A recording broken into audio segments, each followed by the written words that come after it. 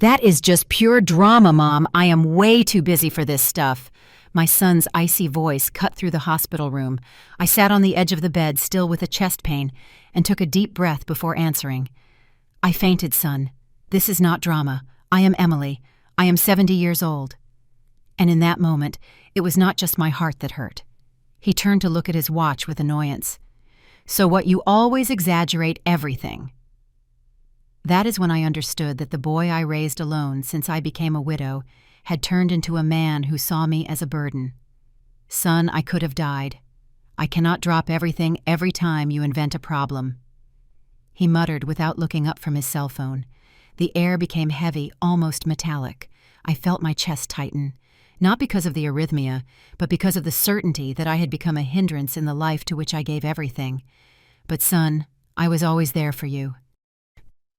That conversation, with the cold light hitting the wall and the door ajar, letting in freezing air, ignited something inside me. A hard, inevitable clarity. That day I woke up, and I understood that the time had come to set boundaries. It all started when I was standing in line at the grocery store when everything went black. A pain in my chest, shaking legs, and suddenly I was on the floor with people surrounding me. Someone shouted to call an ambulance, but I could only think of one thing. My son Michael needed to know. When I woke up in the hospital, the first thing I did was ask them to call him. The nurse dialed the number, and I heard his voice on the other end of the line. Listen, I am too busy for that right now. If it is nothing serious, leave her there, and I will pick her up later. My name is Emily Carter. I am 70 years old, and in that moment I felt my heart break in a way that had nothing to do with the heart problem that brought me to the hospital. I was always a strong woman. I worked all my life as a seamstress to give the best to my only son. After my husband David passed away 5 years ago, Michael became everything to me, or at least that was what I thought. When he married Sarah 18 years ago, I thought I would gain a daughter. What a mistake that was. She always treated me like a nuisance, and little by little she pushed my son away from me. The nurse looked at me with pity when she hung up the phone. Mrs. Carter, I am going to call someone else in the family. But there was no one else. Michael was all I had, and he was too busy to care if his mother was alive or needed help. I stayed alone for 3 hours in that hospital, being examined by Dr. Roberts, who explained that I had a cardiac arrhythmia crisis caused by stress. Mrs. Carter, your heart is screaming for help. Emotional stress can be as dangerous as any physical illness, he told me with a soft voice.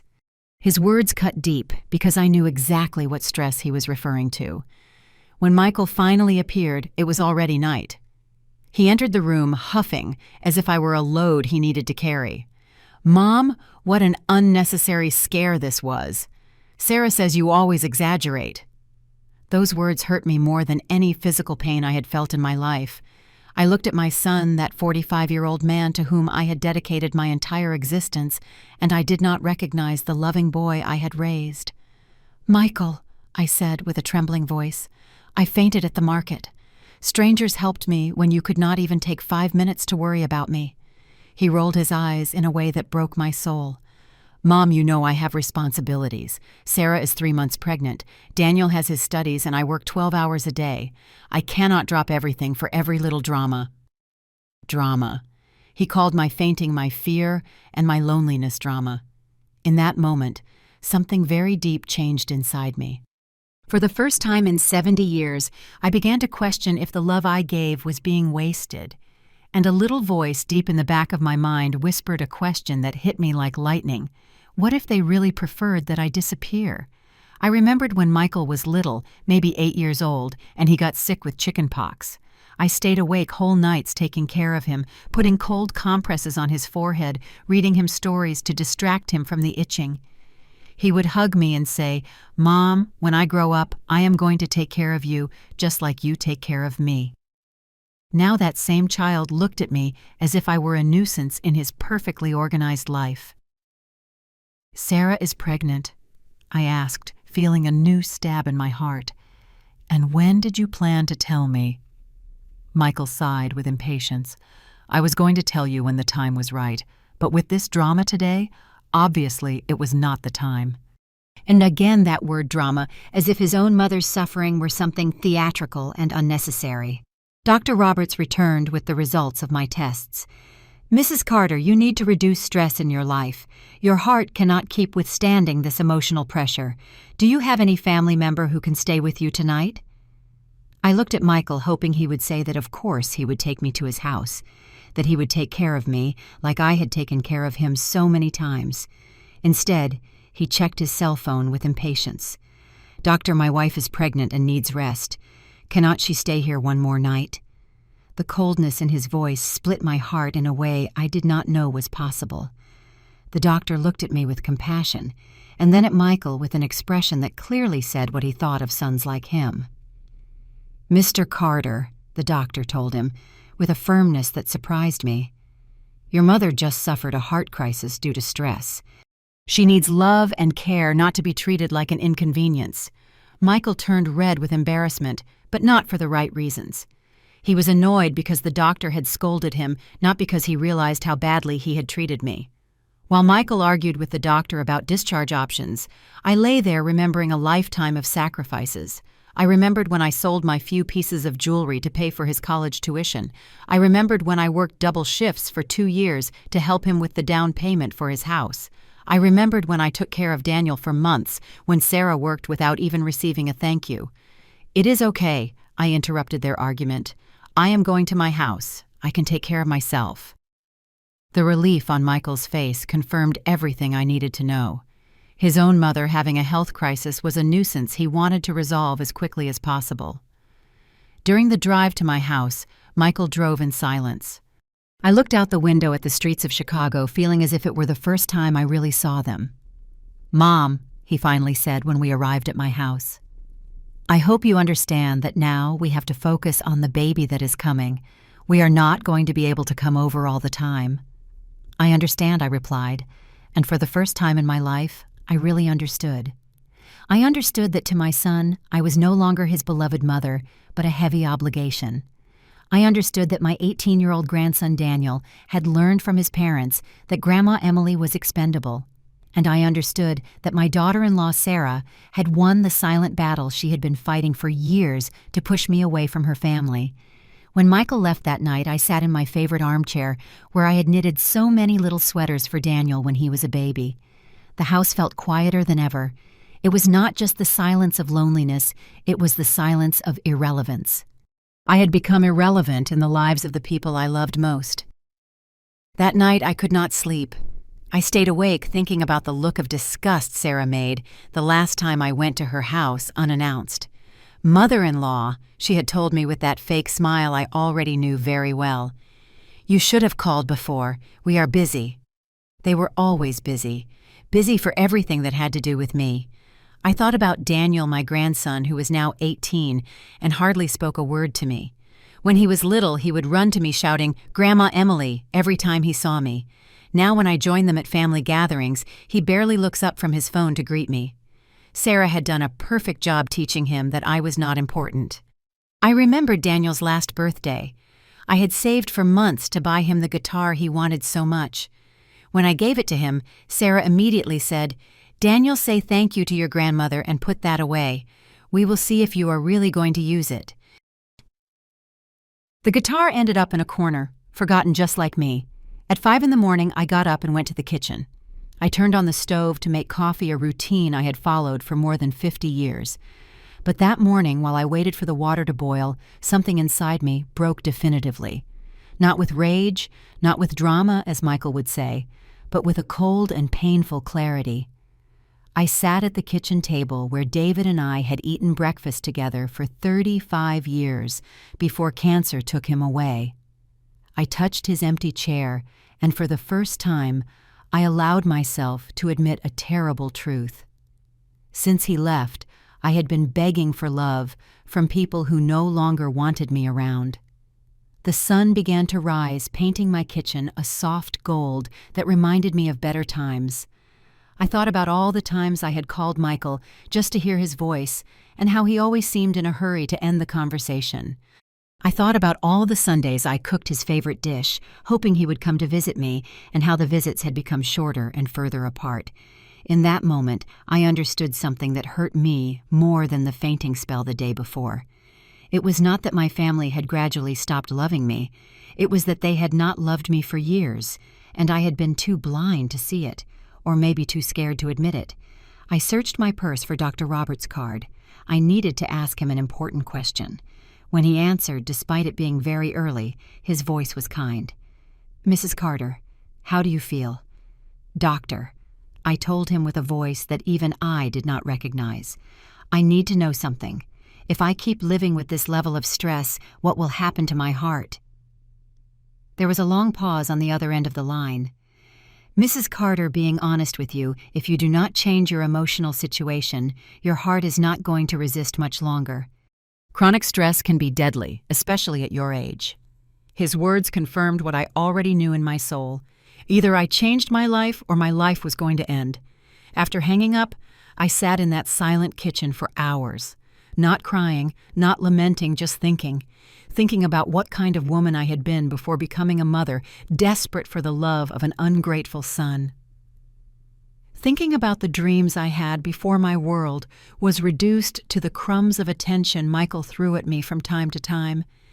And then, like a ray of sun piercing the clouds, I remembered something David had told me a week before dying. "Emily, my love, when I am no longer here, do not forget that you are a complete woman by yourself. You are not just a mother, you are also Emily, and Emily deserves to be happy." In that moment, sitting in my kitchen while the world woke up outside, I made a decision that would change everything forever. I was not going to keep begging for love where they clearly did not want to give it to me. I was not going to keep being the annoying mother who is always in the way. If they wanted me to disappear from their lives, I was going to give them exactly what they wanted. But what they did not know was that Emily Carter had more secrets kept than they imagined. And when she finally decided to disappear, they were going to realize everything they had really lost. The morning advanced, and for the first time in 5 years since David's death, I felt completely awake. Not awake from sleep, but awake from the nightmare in which I had been living. The nightmare of believing that I had to endure any mistreatment just to keep my family close. I went to my room and took out from under the mattress a metal box that David had given me as an anniversary gift. Inside were all our important documents, but also something that Michael never knew existed. The papers of a bank account that David had opened years before dying and that had grown silently all these years with interest. Also, there were the property titles of the house completely paid off and a document that David had drafted with a lawyer shortly before his death. A will that named beneficiaries for everything we had, including some decisions that I could change if I so decided. When Michael was little, when he still hugged me and told me he loved me, I had planned to leave everything to him. The house, the savings, everything David and I had built during our life together. But now, holding those papers between my trembling hands, I wondered if a son who could not even visit me when I was in the hospital really deserved to receive the fruit of a lifetime of work and sacrifice. The phone rang, interrupting my thoughts. It was my neighbor Susan, the only person who seemed to really care how I was.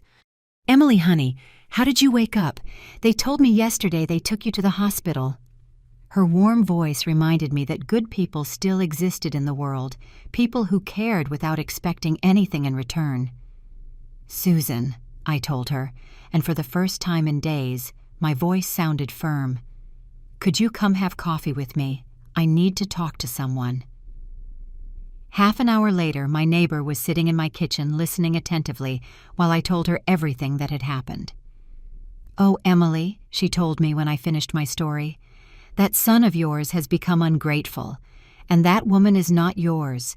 From the beginning, I knew that woman had it out for you." Her words did not surprise me because I also knew it, but hearing them from someone else confirmed that it was not my imagination. "Susan," I asked her, "what would you do in my place?" She took a sip of coffee and looked at me with that wisdom that only the experience of having lived 75 years gives. "Look, honey, I had a brother just the same. He believed he owned the world when he married a woman with money. He treated the whole family as if we were his employees. Do you know what I did?" I shook my head, waiting for her answer. I walked away. I went to live my life without begging for affection where they did not want to give it to me. And do you know what happened? He realized what he had lost when it was already too late. Her words resonated in my heart like bells.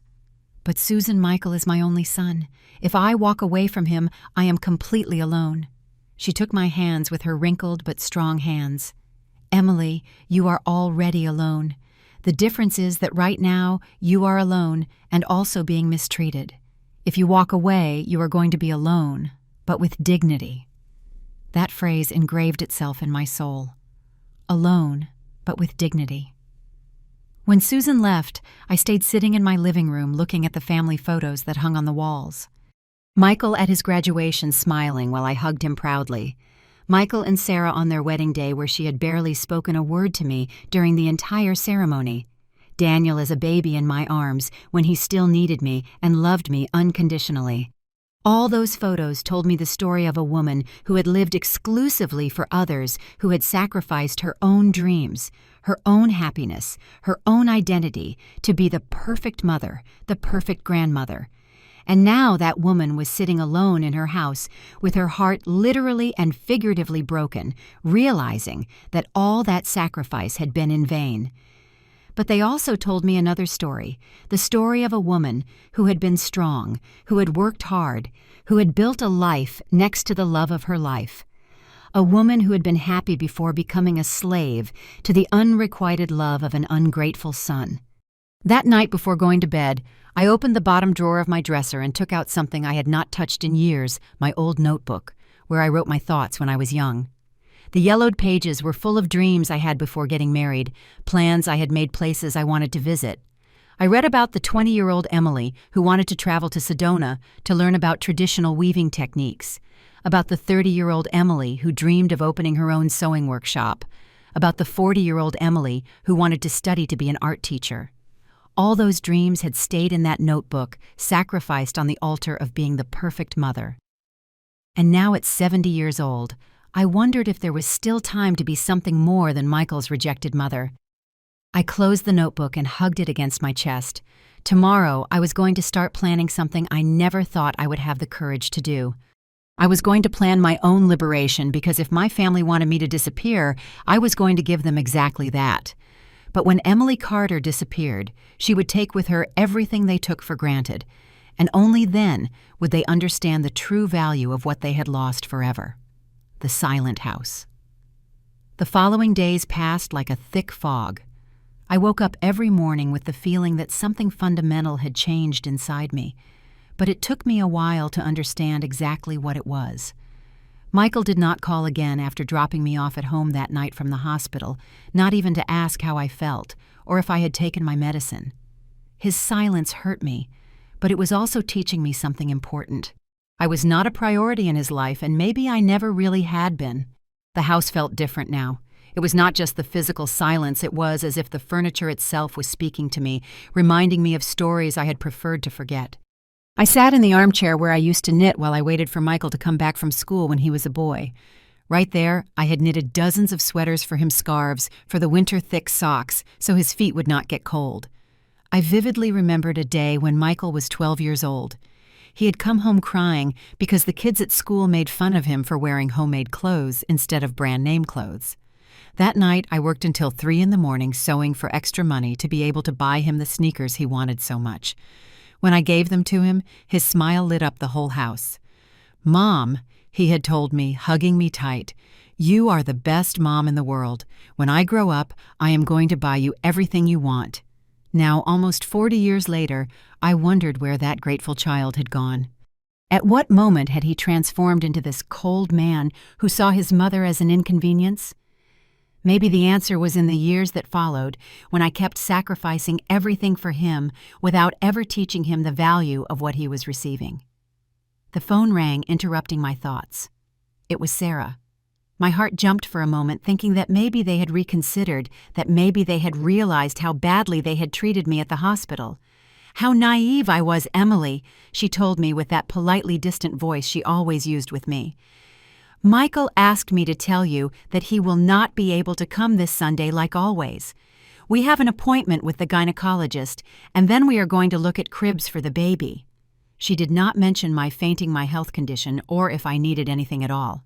"I understand," I replied, trying to keep my voice firm. "Give him my congratulations on the pregnancy." There was an awkward pause on the other end of the line, as if she had not expected me to react so calmly. Yes, thanks. Well, I already let you know. Have a good day." And she hung up. Just like that. Just that cold. I stayed sitting with the phone in my hand, feeling as if I had spoken to a stranger and not the woman who had been married to my son for 18 years. That Sunday came and went without any visit, just as Sarah had announced. I prepared myself like I always did when Michael came. I cleaned the house from top to bottom. I cooked his favorite meatloaf. I set the table with the embroidered tablecloth I had made specially for him. But at 7 in the evening, when it was already obvious he would not come, I sat alone eating that meatloaf that tasted like tears. It was then that I really began to remember, not just the sweet moments, but the whole truth of our history. I remembered when Michael married Sarah, and I offered my house for the reception because they did not have money for a venue. I remembered how Sarah had changed all my floral arrangements because they did not match her vision. I remembered how that day, which should have been a celebration, I felt like an employee in my own home. I remembered when Daniel was born, and I practically moved into their house for 2 months to help with the baby.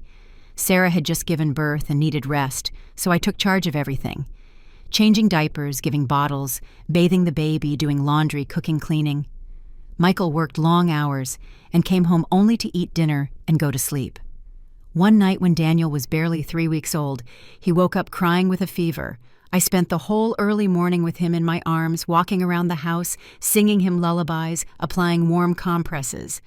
When he finally calmed down at dawn, Sarah woke up and the first thing she said was, "Emily, why did not you take him to the doctor? If something happens to him because of your fault, Michael is going to kill me." Not a word of thanks for having stayed up taking care of her son.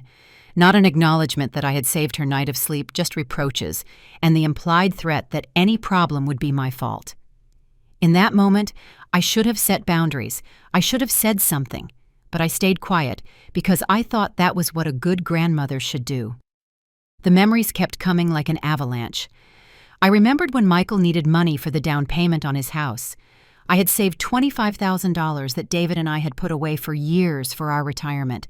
Without thinking twice, I gave it to them completely. "It is a loan, Mom," Michael had told me. "I will pay you back in 2 years." That was 15 years ago, and I never saw a single dollar of that money again. I remembered when Daniel turned 15 and wanted a big party. Sarah came to visit me with a list of everything they needed: the venue, the music, the food, the decorations. "Emily, you who love Daniel so much, I am sure you are going to love helping us with this." It was not a question. It was an order disguised as a plea. I ended up spending another $10,000 on a party where I felt like an uncomfortable guest instead of the proud grandmother. I remembered the Christmases of the last few years when I bought expensive gifts for everyone, and they gave me a generic card that they obviously had bought last minute. I remembered the birthdays where I cooked all day, and they arrived late, ate fast, and left early because they had other commitments. But the most painful memory came when I thought about David's last birthday, a few weeks before cancer finally defeated him. He was very weak, but he insisted that we have a family dinner. I cooked his favorite meal, decorated the house, invited Michael and his family. They arrived an hour late because there was a lot of traffic, ate in silence, looking at their phones, and left before dessert because Daniel had to study for an exam. David stayed sitting in his chair, looking at the barely touched plates and the gifts that no one had opened with enthusiasm. "Emily," he told me with that weak voice that already announced his departure, "do you think we failed as parents?" I told him no, that Michael was just busy, that things would change. But deep in my heart, I also asked myself the same question. David died 2 weeks later. At the funeral, Michael cried as if he had lost the best father in the world, but I knew those tears were more from guilt than pain. During the last 5 years of his father's life, Michael had visited him maybe once a month, always in a hurry, always with excuses not to stay long. After the funeral, when the house filled with flowers and condolence cards, Sarah approached me. I thought that maybe she was going to offer me her support, that maybe David's death had touched her heart. Instead, she told me, "Emily, Michael, and I have been talking. We think you should not stay alone in this house so big. There are some very nice residences for seniors where you would be safer." Residences for seniors. Nursing homes in clearer words. They had waited exactly 1 week after the funeral to suggest I get rid of the house where I had lived for 35 years, where every corner had memories of my life with David, where I felt closer to him even after his death. "I am not ready for that," I had told them firmly. "This is my house, and here I stay." I saw the frustration in Sarah's eyes and the disappointment in Michael's. It was not concern for my well-being that motivated them. It was the desire to inherit the house without having to deal with me. Now, sitting in that same house 5 years later, I realized that had been the first clear symptom of what was happening. They did not want to take care of me. They wanted to get rid of me in the most convenient way possible. And I, in my grief over the loss of David and my desperation to keep my family united, had ignored all the signs. The months that followed David's death were the loneliest of my life. Michael and Sarah visited me less and less, always in a hurry, always with excuses. Daniel, who was then 13 years old, had stopped staying over at my house on weekends like he used to do. "He is already too big for that," Sarah explained to me with that fake smile I already knew so well. I remembered the infinite nights when I woke up at 3 in the morning and reached out to touch the empty side of the bed where David had slept for 35 years. The silence of the house was deafening. Sometimes I dialed Michael's number just to hear a familiar voice, but he always seemed annoyed by my calls. "Mom, it is 10 at night. I have to work early tomorrow," he would tell me with that tone of impatience that had become his habitual way of speaking to me, as if needing my son after losing my husband was something irrational and inconsiderate. I remembered when I got sick with the flu 2 years ago. I had a high fever chills. I could not get out of bed. I called Michael, asking for help, maybe for him to bring me medicine or soup. "Mom, cannot you go to the pharmacy yourself? Sarah is in bed with nausea from the past pregnancy, and I have an important presentation tomorrow." The past pregnancy had been a miscarriage they had 3 years ago, but Sarah kept using it as an excuse to not do anything that inconvenienced her. It was Susan, my neighbor, who realized that I had not left the house in 3 days. She knocked on my door, found me delirious with fever, and took me to the doctor. She stayed with me during my entire recovery, buying me medicine, making me tea, making sure I ate. A woman who had no family obligation to me showed more love than my own son. When Michael finally found out I had been sick, his only reaction was, "Why did not you tell me you were so bad?" as if I had not asked for his help, as if he had not decided his work presentation was more important than his mother's health. I remembered last Mother's Day 6 months ago. I had waited all day for a call, a visit, a message. Nothing. The next day I called, trying to sound casual. "Oh, Mom, we completely missed it. Sarah had a lot of work and I was busy with the new project. But happy belated Mother's Day." They completely missed it. The day dedicated to celebrating mothers, they completely missed it. That night I cried like I had not cried since David's funeral. Not only for being forgotten, but for the lie, because I knew they had not missed it. I simply had not been important to them. But maybe the most revealing memory of all came when I thought about the last time Daniel had come to visit me on his own initiative without his parents forcing him. It was more than 2 years ago. He was 16 and had come because he needed money for a school field trip. Not because he wanted to spend time with me, not because he missed me, but because he needed something. "Grandma," he had told me, with that charming smile he had inherited from Michael, "I need $100 for a field trip. My parents say they do not have money, but I know you always help me." Of course I gave him the money, and of course he never visited me again after that trip. Now I understood that for years I had been buying my family's love. Every expensive gift, every loan they never paid back, every favor I did without receiving anything in return. It was not love I was receiving, it was interest. And when I had nothing to offer, like in the hospital after my fainting spell, their true attitude towards me was laid bare.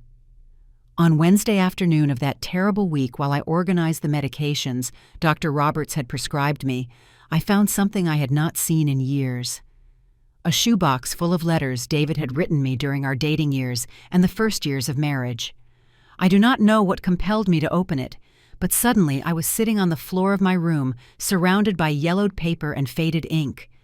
"My dear Emily," said one of the letters dated in 1975, "today I saw you playing with your sister's son, and I got emotional thinking about the children we will have.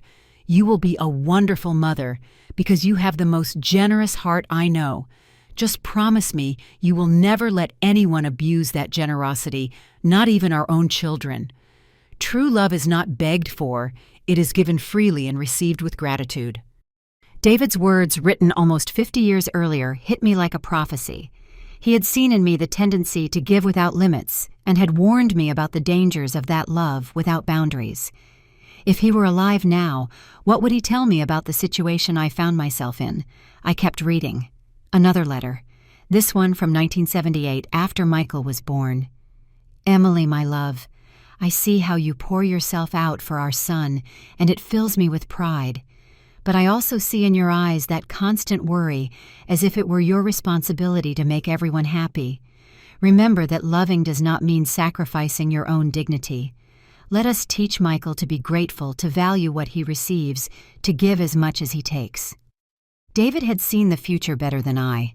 He had seen that my love without limits could create a son who expected to receive always, without ever giving. But in my desire to be the perfect mother, I had not listened to his warnings. I had raised Michael thinking my job was to make his life easy, not teaching him to value effort and sacrifice. The last letter I read was dated just 3 years before David's death. "My love, I am worried about you. I see how Michael treats you sometimes with that indifference that a mother like you does not deserve. I know you love him unconditionally, but unconditional love does not mean accepting mistreatment. Promise me that if one day I am not here to defend you, you yourself are going to defend your dignity. Do not allow anyone, not even our son, to make you feel less than you are worth." I stayed there sitting on the floor, surrounded by those letters, crying for my dead husband, who had understood better than myself the dangers of loving without limits. David had seen the signs I had ignored. He had tried to prepare me for this moment, for the day I would have to choose between maintaining a toxic relationship or defending my own dignity. That night I could not sleep. I stayed awake until 5 in the morning, walking around the house, remembering every corner where David and I had been happy. The kitchen where we had breakfast together every day, the living room where we watched TV holding hands, the garden where he planted flowers, and I hung the clothes. In each of those places, I could hear his voice advising me. "Emily, you are 70 years old. How much more time are you going to waste asking for love where they do not want to give it to you? When are you going to start living for yourself?" At sunrise, I made a decision that surprised me with its clarity. I was going to call Dr. Roberts and ask him something important, something that had been circling in my mind since our conversation at the hospital. When the doctor answered, his voice sounded worried. "Mrs. Carter, how are you? Have you been taking your medications?" "Doctor," I told him with a determination I did not know I had, "I need to ask you something very specific. If I make drastic changes in my life to eliminate stress, can my heart improve?" There was a pause on the other end of the line. "Mrs. Carter, at 70 years old, the heart still has an incredible capacity for recovery if the factor damaging it is eliminated. In your case, emotional stress is the main culprit. If you could find peace, your heart could heal significantly." "And what if those changes meant walking away from my family?" I asked, surprising myself with my own honesty. The doctor sighed deeply. "Mrs. Carter, I am a doctor, but I am also the son of an 80-year-old mother. If your family is causing you the stress that is damaging your heart, then walking away from that toxicity is not abandonment. It is survival." When I hung up the phone, I sat at the kitchen table where David and I had eaten thousands of breakfasts together. For the first time in years, I felt like I had spoken to someone who really cared about my well-being, not for what I could give, but for who I was as a person. I opened my old notebook, the one where I had written my dreams when I was young, and started to write something new. Not dreams this time, but a plan. A plan to recover my life, my dignity, and my peace. A plan that Michael and Sarah would never see coming because they had never bothered to really know the woman behind the mother they had been exploiting for years. While I wrote, I felt something I had not felt in a long time: hope. It is ironic that a woman named Emily, which means industrious, actually felt hopeful. But David was right. There was still time to live for myself. And when I finished executing my plan, Michael would finally understand the true value of everything he had taken for granted. The sun set that afternoon, painting my kitchen gold. And for the first time in years, that color did not remind me only of the past. It reminded me that there could still be new sunrises in my future. Sunrises that maybe finally would be just mine. The plan in silence. The next morning dawned differently, not because the sun shone brighter or because the birds sang with more joy, but because I had changed overnight. For the first time in 5 years since David's death, I woke up without that empty feeling in my stomach that accompanied me every day. I woke up with a purpose. I got up early at 5 in the morning and made myself a coffee stronger than usual. I needed to be completely awake for what was coming. I took out paper and pencil and began to do something I had never done in my life. A list of everything I contributed to the life of Michael and his family and everything I received in return. In the What I Give column, I wrote, "Took care of Daniel for free for 2 years when he was born. Loans without repayment for $25,000. Expensive gifts on Christmases and birthdays. Free food every Sunday for years. Monthly transfer of $1,000 for Daniel's college for 3 years. My house as collateral when Michael asked for his first car loan." In the What I Received column, the paper stayed practically blank. Visits increasingly spaced out and shorter. Phone calls where they always seemed in a hurry to hang up. Mistreatment disguised as concern. And more recently, total abandonment when I needed them most. The contrast was devastating, but also revealing. It was not a relationship, it was exploitation. And I had been an accomplice to my own exploitation for decades, confusing giving without limits with loving without conditions. I finished my coffee and made a decision that surprised me with its coldness. I was going to investigate exactly what my options were. Not in an emotional way, not screaming or making dramatic scenes as Michael would expect. I was going to do this as the intelligent and capable woman I had been before becoming a slave to unrequited love. My first stop was the bank. I had not reviewed my accounts thoroughly in years because I had always trusted that Michael would take care of my finances when I was older. How naive I had been to think that someone who did not worry about my health was going to worry about my money. The manager, Mr. Davis, received me with that professional kindness they reserve for longtime clients. "Mrs. Carter, what a pleasure to see you. How can I help you today?" I explained that I wanted a full statement of all my transactions for the last 5 years, especially the transfers I had made to other accounts. While we waited for the system to generate the report, we chatted. "Mr.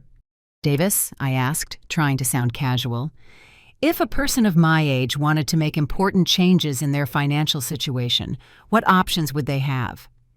He looked at me with professional interest. "Well, Mrs. Carter, it depends on what type of changes you are considering. Are you thinking about investments, changing beneficiaries, maybe relocation?" His question about relocation caught my attention. "Relocation," I repeated. "What would something like that imply?" The manager adjusted himself in his chair, clearly interested in the conversation. "Many people of your generation decide to move to smaller cities where the cost of living is lower and the pace calmer. With the value of a property in Chicago, you can buy something very nice in Sedona, Arizona, or Santa Fe." Sedona. The name resonated in my memory. David and I had talked about visiting that place when we retired. He had read it was a beautiful town full of artists and retired people who had found peace there. "What do you know about Sedona?" I asked him. "It is a precious place, Mrs. Carter. Many of our clients have moved there. Perfect climate, cost of living, much lower than here, and a very active community of older people. With what your house is worth here, you could buy something very nice there and still have money left over to live comfortably."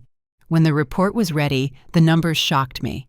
In 5 years, I had transferred to Michael a total of $43,200. They were not loans as I had convinced myself. They were gifts he had accepted without ever offering to return them. Also, I had in my savings account $87,000 that I had accumulated from my pension and some sewing jobs I still did occasionally. "Mr. Davis," I said, looking at those numbers, "how long would it take to cancel the automatic transfer I have authorized to my son's account?" He looked at me surprised. "For 3 years every month I had authorized $1,000 automatically for Daniel's college expenses. It can be canceled immediately, Mrs. Carter. I just need you to sign this form." I signed without hesitating. It was my money product of years of hard work, and Daniel was big enough to get a part-time job if he really needed money for his expenses. My next stop was the real estate agency where I had bought my house with David 35 years ago. Mark, who had inherited the business from his father, received me with surprise. "Mrs. Carter, what a joy to see you. How are you? I have not heard from you in years." "Very well, Mark. I come to ask you something important. If I wanted to sell my house, how much do you think I could get for it?" His surprise was evident. "Mrs. Carter, are you thinking of selling? It is a beautiful house in an area that has appreciated a lot." He took out his calculator and began to do some calculations. "Considering the size, the location, and the improvements you have made over the years, I would say we could put it on the market for $450,000, maybe a little more." $450,000. It was more money than I had ever had together in my whole life. With that amount plus my savings, I could buy a small house in Sedona and live comfortably the rest of my days without depending on anyone. "How long would it take to sell it?" I asked, surprising myself with how practical my voice sounded. "In the current market, a house like yours sells fast.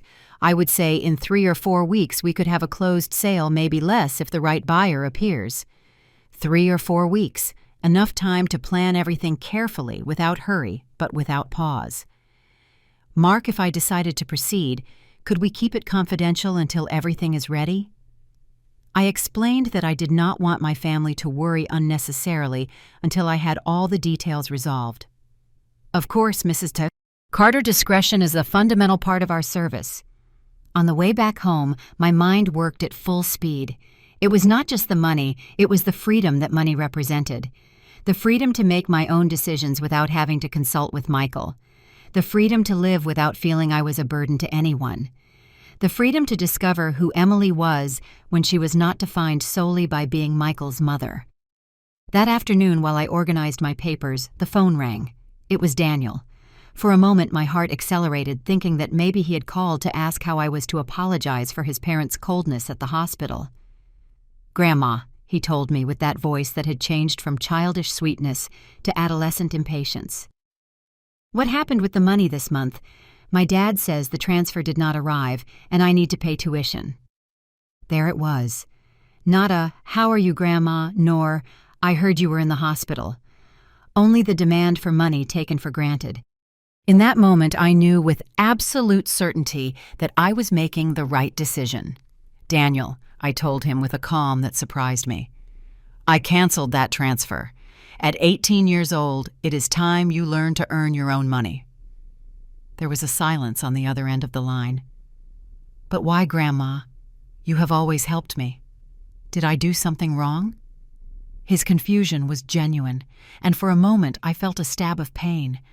No, he had not done anything wrong.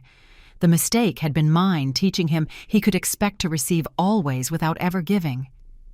"You did not do anything wrong, Daniel, but I am making some changes in my life. Your generation is smart and capable. I am sure you will find a way to pay for your studies." Before he could respond, I hung up. 5 minutes later, the phone rang again. This time it was Michael, and his voice sounded furious. "Mom, what is this madness of canceling Daniel's money? Did you go crazy?" His tone confirmed everything I needed to know about his priorities. "Michael," I told him with a serenity I did not know I had, "that money was a temporary support, not a permanent obligation. Daniel is an adult and can work while he studies like you did in your time." Which was a lie. Michael had never worked during his studies because I had sacrificed so he would not have to. But Mom, how can you think of doing that without consulting us? Sarah is pregnant, I have extra expenses, and you decide to cut the support right now. I noticed he mentioned all their expenses, but not once did he ask how I was after the hospital. Michael, I told him, and my voice sounded so firm that even I was surprised. When they took you to the hospital for your appendicitis at 15 years old, did I ask you if it was a good time to spend on surgery? When you needed money for your house, did I consult with anyone before giving you my savings? Now I am taking decisions about my money, and I do not need to consult it with anyone. There was a long silence on the other end of the line. When Michael spoke again, his voice had changed to that manipulative tone I knew so well.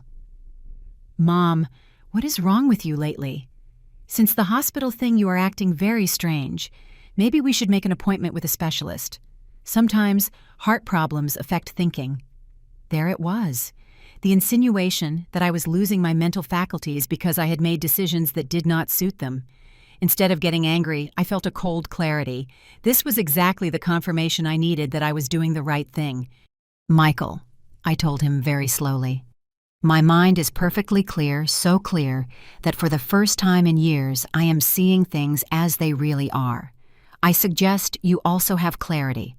I am your mother, not your employee, and my financial decisions are not subject to your approval. I hung up before he could respond. My hands were shaking, but not from fear. They shook from an emotion I had not felt in years. Power. The power to make my own decisions and defend them. During the following days, I implemented my plan with the precision of a surgeon. I hired Mark to put my house on sale discreetly. In less than a week, a young couple with 2 small children appeared who fell in love with the house immediately. They wanted to move before the new school year started.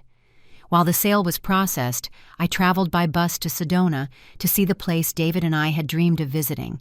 It was love at first sight. The red rocks, the calm streets, the tranquility breathed in the air. It was exactly the type of place where a 70-year-old woman could start a new life. I found a small but perfect house, 2 bedrooms, a kitchen with a window to the garden, and a patio where I could sit to read in the afternoons. The price was exactly half of what I would get for my house in Chicago. With the remaining money, I could live comfortably for years without depending on anyone. While I waited for all the papers to be finalized, I began to separate my belongings. It was a painful but liberating process. I decided to take only the essential, my clothes, some photos of David, his letters, and the few books that really meant something to me. Everything else I would leave to the new owners. One afternoon while I packed, I found a box full of Daniel's school projects I had kept for years. Drawings he had made for me when he was 5, letters for Mother's Day, written with his childish handwriting, photographs of when I took him to the park. I had been a grandmother who kept every memory, every special moment. But I also found something more revealing: the last birthday cards Daniel had given me. The ones from 3 years ago said, "For the most special grandma in the world." The ones from last year said simply, "Happy birthday, Grandma." And the one from the last birthday was a generic card without a personal message, obviously bought and signed at the last minute.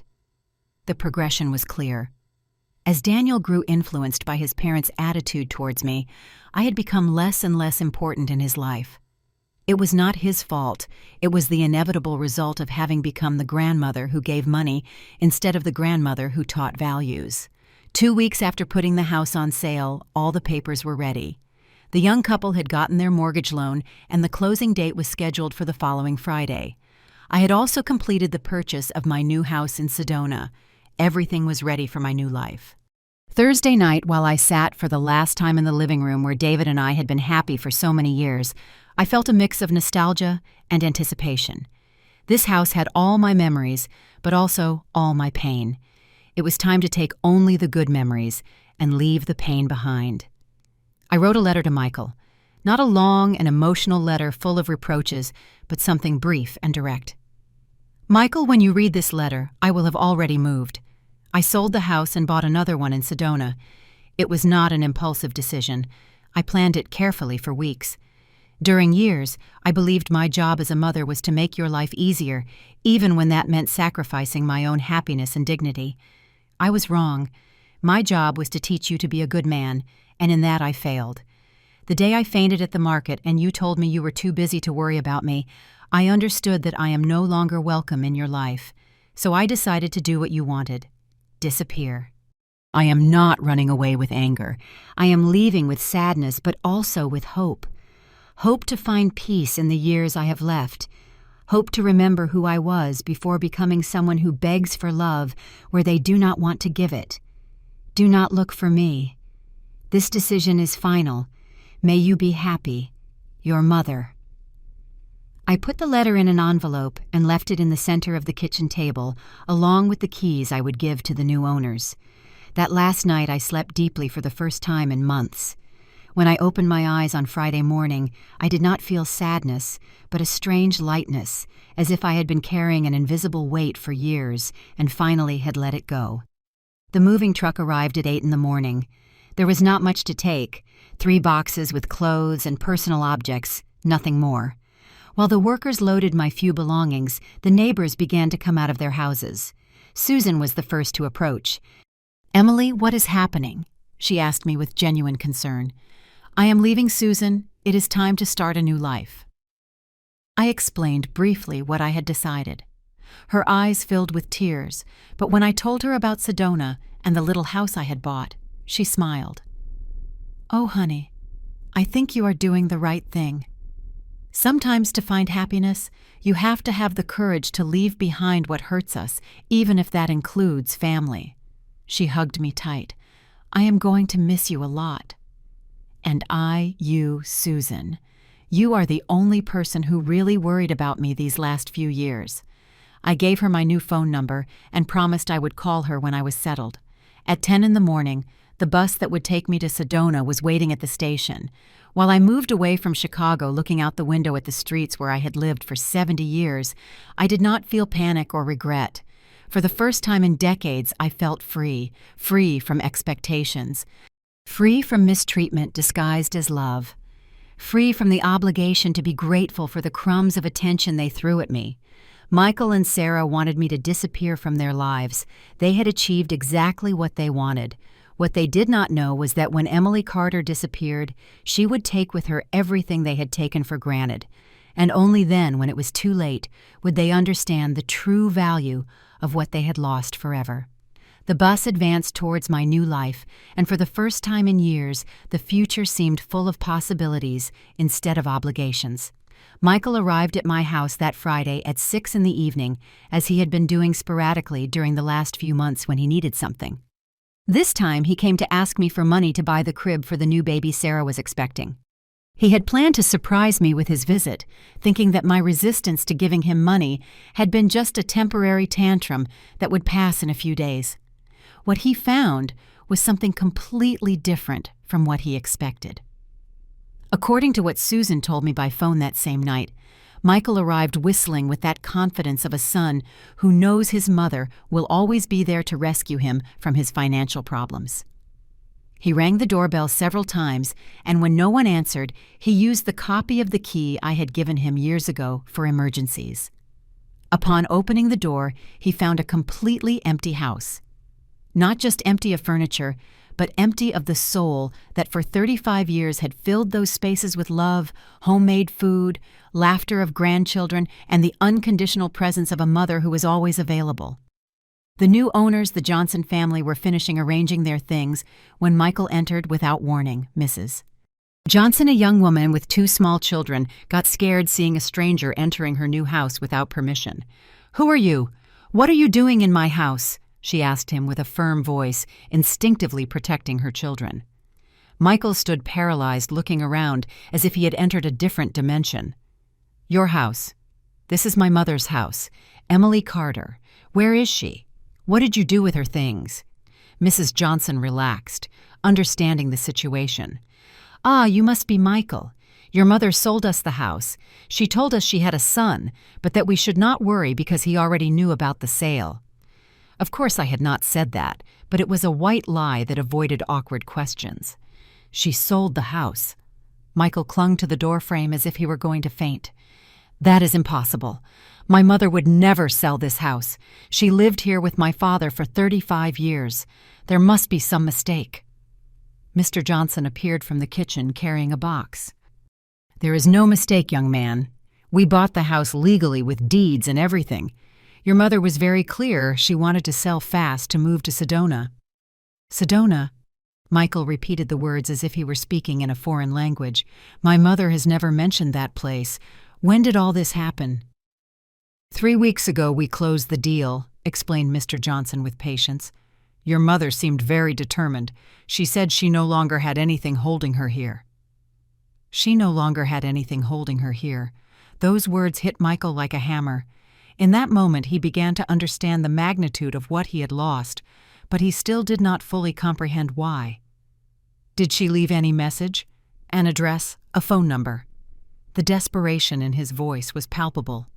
Mrs. Johnson pointed towards the kitchen table, where a white envelope with the name Michael, written in my careful handwriting, had remained. "She left that for you." Michael walked towards the table like a man in a trance. His hands trembled when he opened the envelope and began to read the letter I had left him.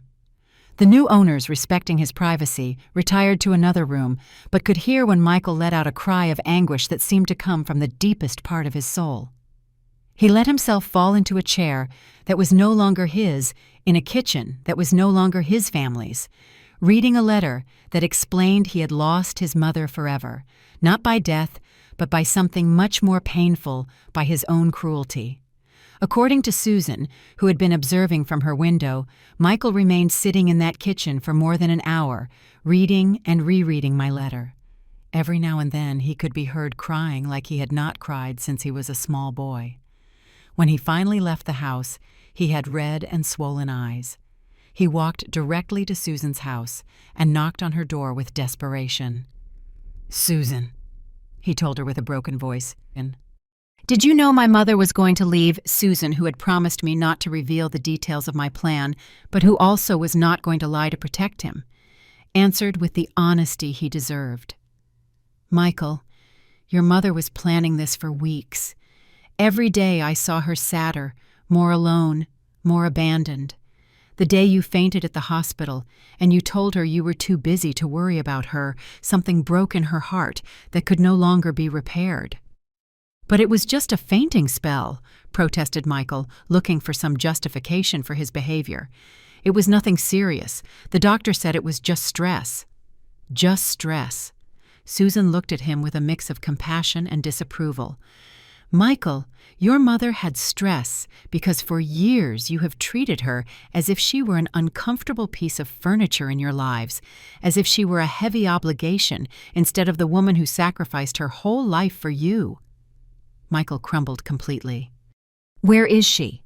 How can I find her? I need to talk to her. I need to explain to her that everything was a misunderstanding." "It was not a misunderstanding, Michael," Susan told him firmly. "Your mother did not leave because she was confused or because she had misinterpreted something. She left because finally she opened her eyes and saw how you were treating her. And when a woman like Emily makes a decision like that, it is final." That night, Michael returned to his house in a state of shock. Sarah was waiting for him with a smile, ready to ask him if he had gotten the money for the crib. Instead, she found a shattered man who could barely speak. "What is wrong with you? Where is the money?" were Sarah's first words. She did not even ask why Michael seemed to have been crying. "There is no money," Michael told her with a hollow voice. "My mother sold her house and left. She moved to Sedona. She did not tell us anything. She just left a letter explaining we are no longer welcome in her life." Sarah stayed silent for a moment, processing the information. Then, instead of showing concern for her husband's emotional state or sadness for the loss of her mother-in-law, her first reaction was irritation. "She left. How did she dare leave without telling us anything? And what are we going to do now with all the baby expenses? We counted on her help." Once again, the concern was purely financial. "Sarah," Michael told her, looking at her as if he saw her for the first time, "my mother left because she got tired of us only looking for her when we needed money. And the first thing you ask is what we are going to do without her money." "Well, yes, Michael. Let us be realistic. With the baby coming, we have a lot of expenses, and your mother has always helped us. She cannot just leave and leave us with all the problems."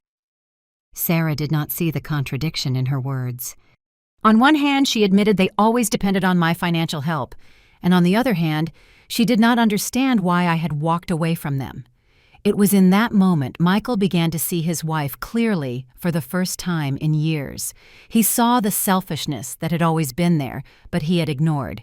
He saw the coldness towards his mother that had gradually influenced his own attitude. And he saw how between the two of them, they had turned a generous and loving woman into a source of financial resources, instead of treating her like a human being who deserved love and respect.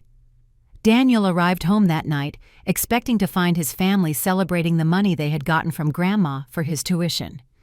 Instead, he found his father crying in the living room and his mother talking on the phone, trying to find out if the sale of my house could be reversed by some legal technicality.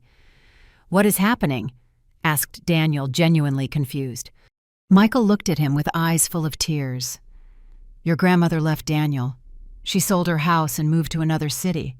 We do not know when we are going to see her again." For the first time in years, Daniel showed a genuine emotional reaction related to me. "Grandma Emily left. Why is she sick?"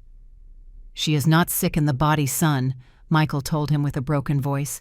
"She is sick in the heart, and we made her sick." During the following days, Michael tried to find me in every possible way. He called directory assistants asking for my new number. He contacted real estate agencies in Sedona asking for Emily Carter. He even drove to Sedona searching for me house by house. He did not find me because I did not want to be found. I had changed my phone number. I had specifically asked that my information be kept private in all records. And I had moved under a fictitious name as an initial tenant before completing the purchase. When Michael arrived in Sedona, I had already settled into my new life, but he had no way of locating me in a town of 30,000 inhabitants. 3 weeks after my departure, Michael received a call from the bank. It was Mr. Davis who informed him there were problems with Michael's car loan. Apparently, I had been the guarantor of that loan, and upon changing address and withdrawing my guarantee, the bank needed a new guarantee or immediate payment of the remaining balance. "How do you mean she withdrew the guarantee?" asked Michael, feeling how another piece of his world crumbled. "His mother came personally to sign the papers," explained Mr. Davis. "She said that due to changes in her family situation, she could no longer serve as a guarantee for third-party debts." Michael realized he had not only lost his mother, he had lost the financial safety net he did not even know existed. For years, I had been the silent guarantee of his economic stability, and he had never appreciated it because he had never known. 1 month after my departure, Daniel had to drop out of private university because without my monthly financial support and without the part-time job he had never wanted to get, he could not pay the tuition. He had to transfer to a public university, work in the afternoons, to pay his expenses, and for the first time in his life, face the real consequences of financial decisions. Sarah also faced the reality of her new situation. Without the unconditional help I had provided for years, she had to accept that with her pregnancy and the expenses of the new baby, she also would have to work. She could not be the full-time mother she had planned to be because they simply did not have the financial resources they had taken for granted. But the hardest blow for Michael came 6 weeks after my departure when he received a certified letter from a lawyer in Sedona. It was a formal communication informing him I had made significant changes to my will. The letter explained that due to family circumstances that have resulted in the definitive distancing of my son, I had decided to leave my entire inheritance to charitable institutions dedicated to the care of elderly people abandoned by their families. The house I had bought in Sedona, my savings, and any asset I acquired in the future would be donated to the Forgotten Home Foundation, an institution I had met during my first weeks in my new city. Michael read that letter a dozen times, trying to process the fact that he had not only lost his mother, but he had lost any hope of recovering what he had taken for granted.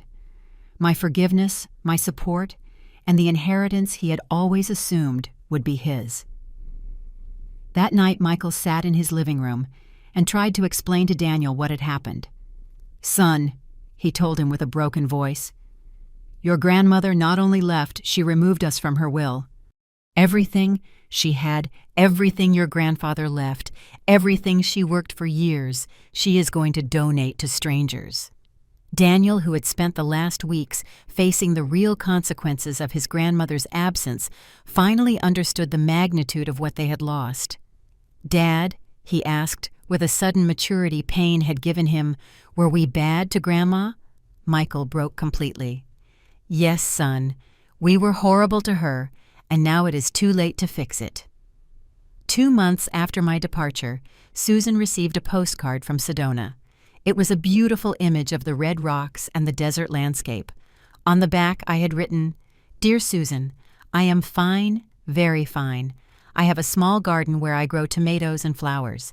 I have new friends who value me for who I am, not for what I can give. I have started taking painting classes. Can you believe it? At 70 I am learning to paint. David would be proud. Thank you for being the only person who really cared about me." If Michael asks for me, tell him Emily Carter is living the life she should have lived years ago. With love, Emily. Susan read that postcard aloud to Michael, who had gone to visit her looking for any news of me. Upon hearing my words, Michael finally understood something he should have understood decades before. He had the best mother in the world, and he had lost her forever due to his own cruelty and negligence.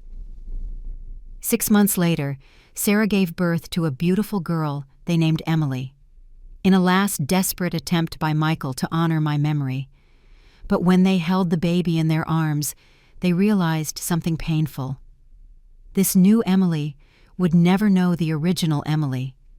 She would never know what it was to have a grandmother who loved you unconditionally, who knitted you sweaters, who kept all your drawings, who was always available when you needed her.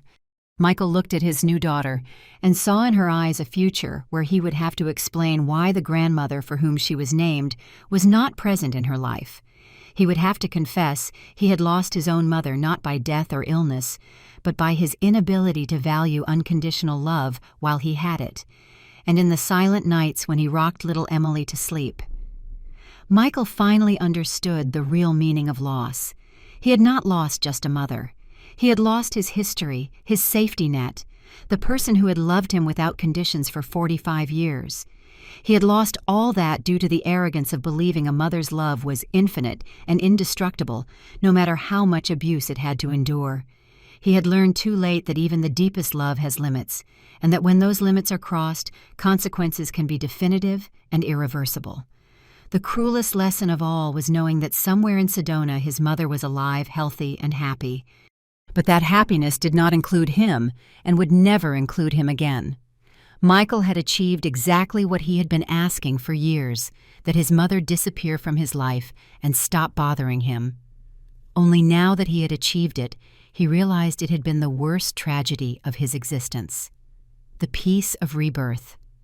1 year after my arrival in Sedona, my morning routine had become something sacred.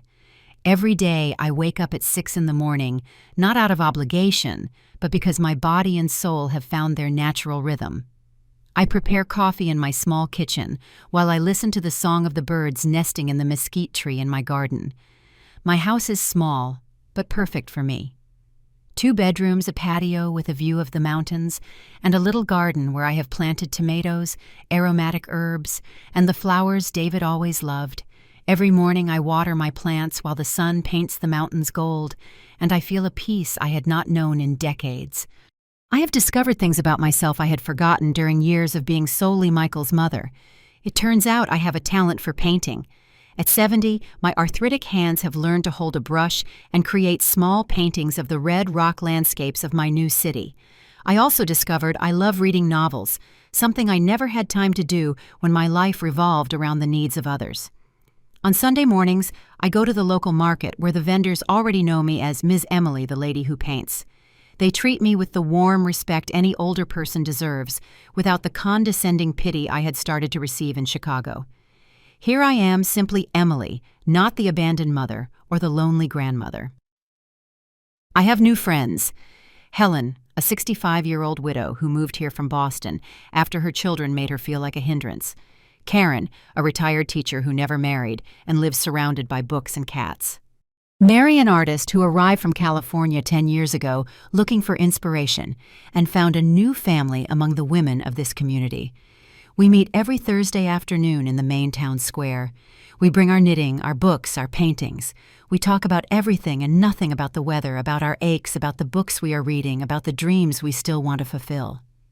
It is a conversation without urgency, without demands, without the constant tension of trying to keep people happy who do not want to be with you. In the afternoons, when the heat of the day begins to subside, I sit on my patio with a cup of tea and read the letters David wrote me during our courtship. They no longer cause me sadness. They bring me a serene warmth like a hug from the beyond. I feel he is proud of me for finally having found the courage to choose my own happiness. Susan calls me every 2 weeks. She tells me the neighborhood news, who moved, who got sick, who got married. She also tells me about Michael. I know he has passed by my old house several times, as if he expected to find me there by magic. I know little Emily, my granddaughter who bears my name, but who will never know me, is growing healthy and beautiful. I do not feel anger when Susan tells me these things. Neither do I feel sadness. I feel a serene distance, like when you watch the rain from inside a warm house. It is something happening out there in a world that is no longer mine. 3 months ago, Susan told me Michael had driven to Sedona again, asking for me in the main square, showing my photograph to merchants. He did not manage to find me because I am no longer the Emily he seeks. The woman he knew existed solely in function of her family. This new Emily exists for herself. Sometimes in my most contemplative moments, I wonder if I did the right thing, if I should have fought more to preserve the relationship with my family. But then I remember the constant pain in my chest during those last years, the humiliation of begging for love where they did not want to give it to me, the feeling of being invisible in the lives of the people I loved most. Now my chest feels light. My heart beats with a calm and strong rhythm. Dr. Roberts was right. Eliminating toxic stress from my life has healed my heart in ways no medicine could have achieved. My decision was not about punishing Michael. It was about saving myself. It was about recognizing I deserve to be loved and respected, not tolerated as an uncomfortable obligation. It was about understanding true love is not begged for, it is given freely and received with gratitude. The sunsets in Sedona are spectacular. Every night the mountains turn purple and pink, as if God had decided to paint the sky especially for women who had the courage to start over. I sit on my patio with my plants blooming around me, and I feel deep gratitude for this second chance. It is not that I do not miss some moments from the past. I miss the child Michael who hugged me after nightmares. I miss the baby Daniel who fell asleep in my arms. But I do not miss the pain of the last years, the constant feeling of not being enough, of being left over in my own life. On my nightstand, I have a new photograph. It is an image Helen took of me last month in the main garden, surrounded by my new friends, all smiling genuinely under the shade of the trees. In that photograph, my smile is real. My eyes shine with a light I had not had in years. This is who I am now. Emily Carter, a 71-year-old woman who paints watercolors, grows tomatoes, reads romance novels, and has learned it is never too late to choose dignity over despair. Yesterday afternoon, while I watered my flowers, an envelope arrived with my name. It was a letter from Daniel, my grandson, who had gotten my address through some acquaintance. The letter was long, full of apologies, of explanations of pleas for me to return. I read it completely sitting in my garden, and then I folded it carefully, not with anger, but with the serenity of someone who has made peace with her decisions. I kept it in a box, along with the other letters I have received during this year, all asking for forgiveness, all promising changes, all arriving too late. Maybe one day I will answer them. Maybe one day I can find in my heart the space for a different relationship built on new foundations. But today is not that day. Today my peace is too valuable to risk it. While the sun sets over Sedona, painting my world in golden colors, I open my new notebook and write. Today I turned 71 years old living for others. Tomorrow I will complete one more day living for myself. We are curious to know how far this story reached. Where are you watching from? Comment below. Sometimes the greatest rebirth is the silence one chooses to keep.